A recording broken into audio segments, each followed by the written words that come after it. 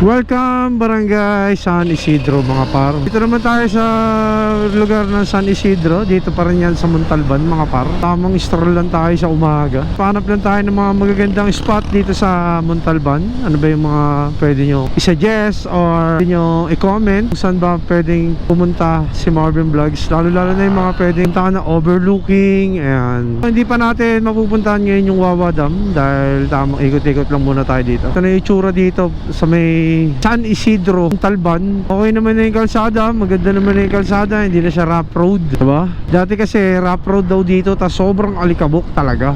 Gawa ng maraming truck na dumadaan dito sa may San Isidro. Sipin mo, laki ng ano, no? Laki ng Montalban. Saka dito kompleto na din. Kahit saan ka tumingin dito, may mga makikita ka ng mga tindahan na kung ano-ano. May mga hardware, may mga palengke na napakarami, grocery store. Ano pa ba? Ano? Laki talaga ng improvement ng Montalban. Kasi itong main road na to, sabi sa akin, sobrang lubak daw talaga dito dati. Rough road talaga. Tingin, no? Parang maganda bumili ng ganun, enduro. Mga pang trail. Kaso kasi hindi man tayo mahilig sa ganyang motor. Ang problema rito, maputik. Ayan o.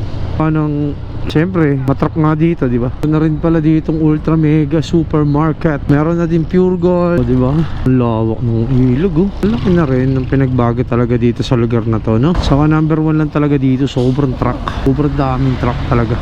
So tamang gala-gala lang muna tayo dito mga par. Habang tayo'y naggagala, tayo'y mag-explore. Akyat tayo ng kabundukan mga par. May konting rough road dito. Kami na rin talaga nakatira dito, no? Dapat pala dinala ko yung ADV para swabe sa mga ganitong rough road. Medyo may kahabaan din tong rough road na to, no? Balita ko kasi sa dulo nito may pulse daw. Tignan natin yung pulse dito. Aray ko. Aray. Aray. Aray ko. Aray. Aray. Grabe, baka din ang rough road na to. Ilan talaga, medyo rough road pa rito. Ayun, no? Napakaganda ng kalikasan at kabundukan. O, diba? So mga par, bali, nandito na tayo sa may Barangay Mascap. Yan, ano ba magandang tourist attraction dito sa may Barangay Mascap? Wow, tignan natin yung Barangay Mascap na to. Ayun, pinagpatong pool. This way to hangout. Pala dito. So dito tayo sa may hangout. Dito. Oh, ang ganda naman dito. Oh, ayos, oh. Ang galing naman. Wow, ganda. Ano kayo magandang yung makapapasyalan kaya rito? Ang lamig dito. Ang lamig. Talaga pag nasa kabundukan ka, ang lamig. Oh, kaya pa dito tumira. Farm Resort. Amadeus Farm Resort. Nga tayo. Ate, pwede magtanong, saan yung pulse dito? Malayo pa? Mga ilang kilometro? Ay, malayo pa. Malayo pa. Sige, thank you ah. Ano ba barangay ito? Mascap? Mascap na? Sige, thank. Ha? May mga ilang oras kaya yun? Malayo-layo pa? Wala, bago magkalahating oras. Sige po, thank you ah. Salamat. Okay, so doon pala tayo pupunta sa Puray mga par. Layo nun, pero baka di muna tayo dumiretso doon. Lakad tayo eh. Meron daw kasing pulse doon sa may Puray. Tanong tayo dito. Pwede magtanong, saan yung pulse dito? Full shop? Malayo pa? Ano ba, Puray Falls or paano? Hindi ba sa pulse?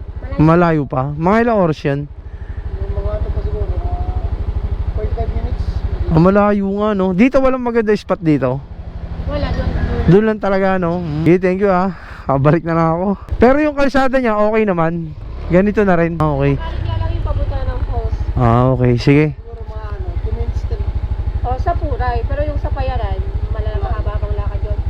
Sige. Thank you po. So mga par, bali di tayo tutuloy ngayon dahil gawa ng may pupuntahan kasi tayo. Medyo malayo-layo pa pala tayo.